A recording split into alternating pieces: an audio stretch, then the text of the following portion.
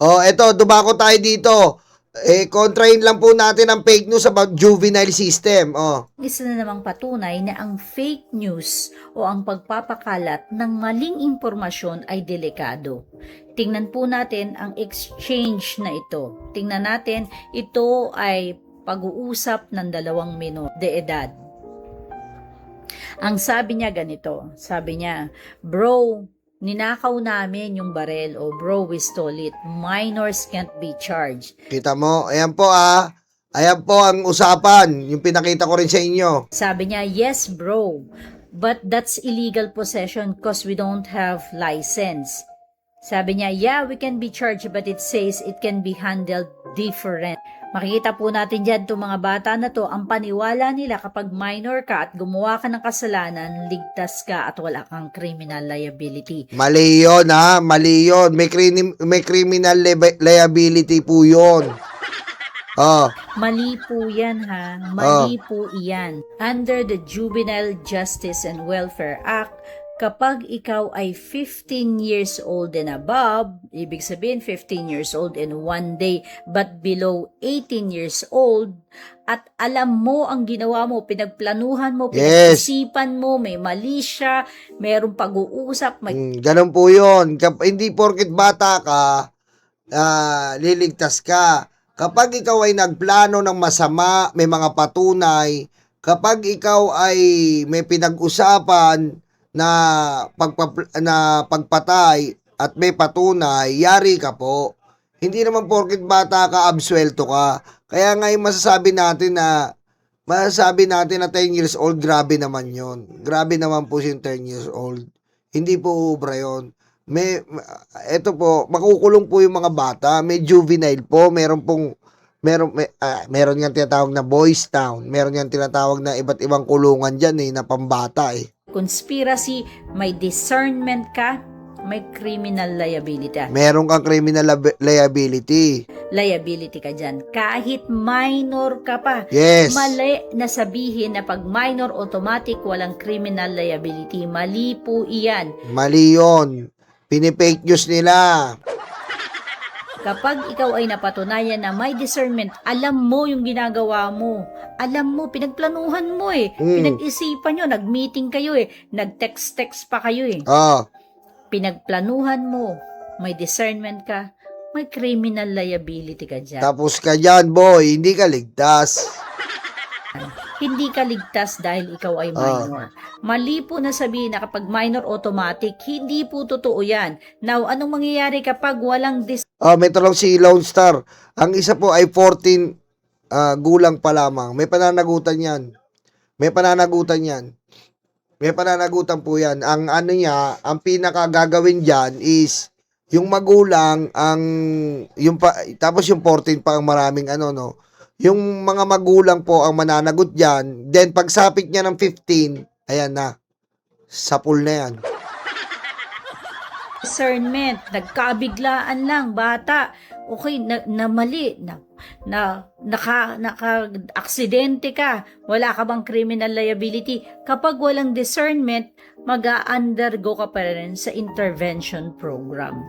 While you may be exempted from criminal liability, you will be subjected to an intervention program under the government. Kukunin ka pa rin ng gobyerno at... Pero sa totoo lang po, dapat palakasin to ng ating gobyerno Palakasin to. Tapos, palakasin din po ang awareness natin sa mga eskwelahan. Alam mo yon, magtulong-tulong po lahat dito ang gobyerno, ang mga teachers, ang mga principals, na hindi lang po proteksyon pisikal para sa eskwelahan, emosyonal at mental na proteksyon sa eskwelahan. Ang gusto ko po sabihin, ibalik po natin yung kinagisnan natin na eskwelahan na may mga religion na tinatalakay. Tapos kung maaari po, ipagbawal ang cellphone. Ayan po yan Ipagbawal natin ang cellphone sa school. Bawal na ganyan. Kung parang, kasi yan ang nagdudulot ng diversion sa utak ng mga bata, yung cellphone. So, pag sa eskwelahan, bawal mag-cellphone, mga ganyan. Para, ikaw pa rin po ay mag-a-undergo ng intervention program. Hindi yan, ay okay, nakagawa ako ng krimen, o balik na ako kinabukasan sa normal. Hindi po ganun. May intervention program pa din. Ano naman ang mangyayari dun sa mga below 15 years old? 15 years old and below, anong mangyayari? Well, they are exempted from criminal liability. By the way, criminal liability lang po ang exemption nito ha, hindi po civil. Magbabayad ka pa rin ng damage. Kapag ikaw ay naka-damage, naka-aksidente, may ginawa kang mali, pwede ka pa rin pong magkaroon ng civil liability. Anong ibig sabihin?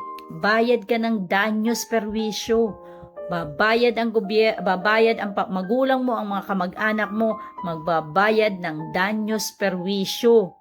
Maaari po kayong hingan ng damages ng mga taong na biktima nyo. Tama. Anyway, balik tayo.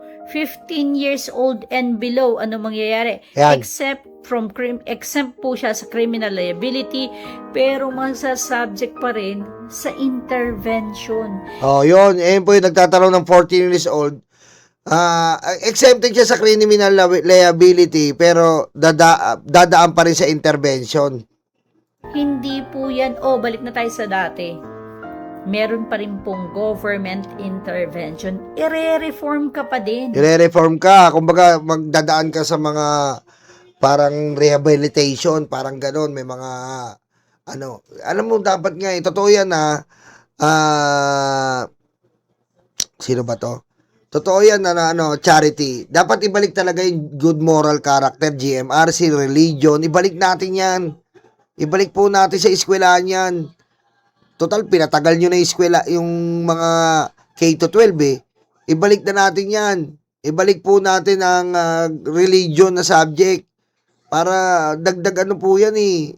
Ang mga bata kailangan malaki ang takot sa Diyos. Kasi tayo, pag malaki takot natin sa Diyos, hindi tayo gagawa talaga ng pagkakamaling marahas eh. Alam mo yun?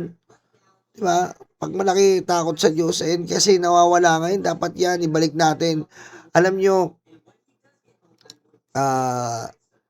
yung teknolohiya, kasama kasi yan, nasisira na rin ang karakter ng isang tao eh.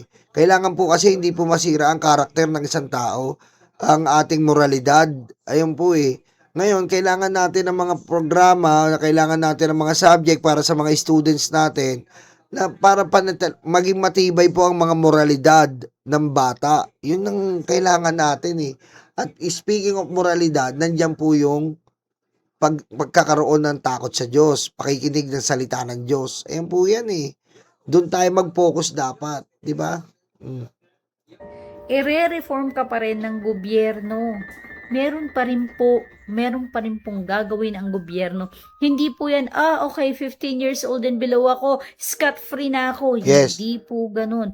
Huwag po tayong magpapakalat ng fake news. Dahil sa kaka-fake news natin, naniniwala ang mga kabataan na sila ay pwedeng gumawa ng mali at wala silang criminal liability.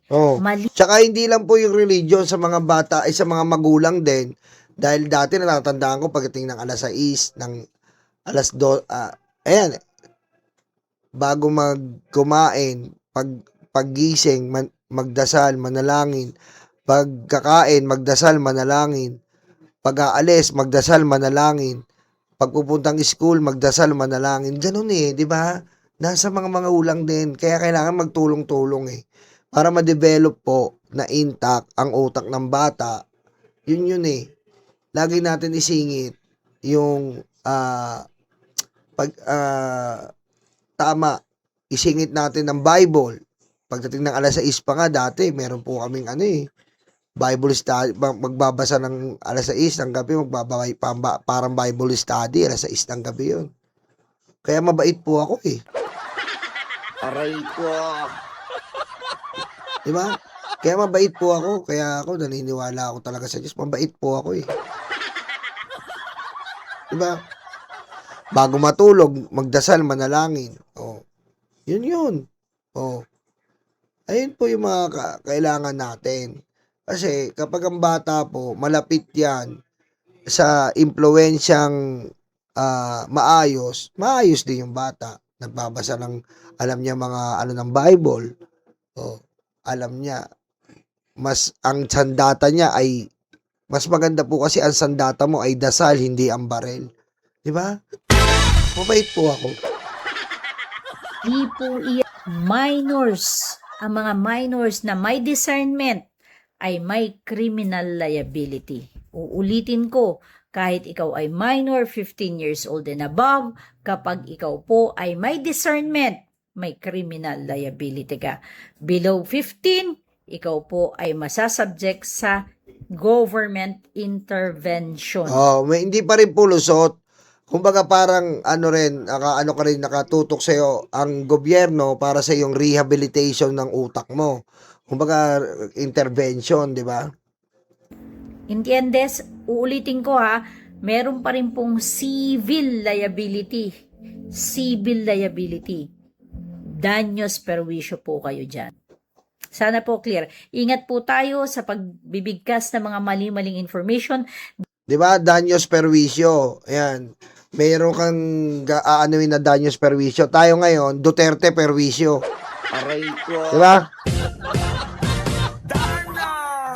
Ang nangyayari po ngayon, Duterte perwisyo. Alam mo, sa mga nangyaring ganyan po sa Tacloban ay, ang masasabi lang po natin dyan mga kababayan, ay tayo ay mamulat kahit papaano dito po sa nangyaring ito. Kasi ang ating mga kabataan ngayon ay marami pong diversion na nangyayari o marami pong libangan sila na maaari na nilang gawin. Ngayon, sa tayong mga magulang, dapat tayo rin po ay kumilos ng nararapat para po sila ay magabayan. Sa dami po sa bilis po ng teknolohiya, sa bilis po ng mga nangyayari, kaya po nilang ma-access na ang dapat nilang ma-access na hindi po karapat-dapat sa kanilang mga mata. Ngayon, kung tayo po ay nagiging aktibo, kung tayo po ay nakafocus sa ating mga anak, maaari po natin silang gabayan ng tama. Kasi wala pong tayo po mga kababayan, mga karayuma, ang immediate government ng ating pamilya. Tayo po ang immediate government, ang pamilya po ang immediate government. Tayo po ang nagtuturo, nag-govern sa ating pamilya, sa ating mga anak, para po sila ay lumaking may moral, may galang at may katauhang wasto. Ngayon, kung makikita po natin na pinapakita natin na sa kanila ay hindi wasto ang ating gawi, ganun din po mamupulot ng bata. Gaya nga po ng kasabihan natin, ano man ang gawin mali ng matanda ay nagiging tama sa mata ng bata. So, turuan natin sila ng karapat-dapat. Yung 14 years old, paano? Impluwensya niya, tita niya.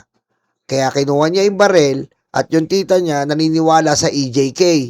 Yung tita niya naniniwala kay Sara Duterte. Ano nangyari? Normal sa kanya ang patayan. Di ba? Kaya bago tayo mag-live, magkakaroon po tayo ng Bible lesson dito. Okay? Gagabayan ko na po kayo para kayo ay mapalapit na sa langit. Gusto niyo ba yun? Gusto niyo i-Bible lesson kayo para malapit na kayo sa langit?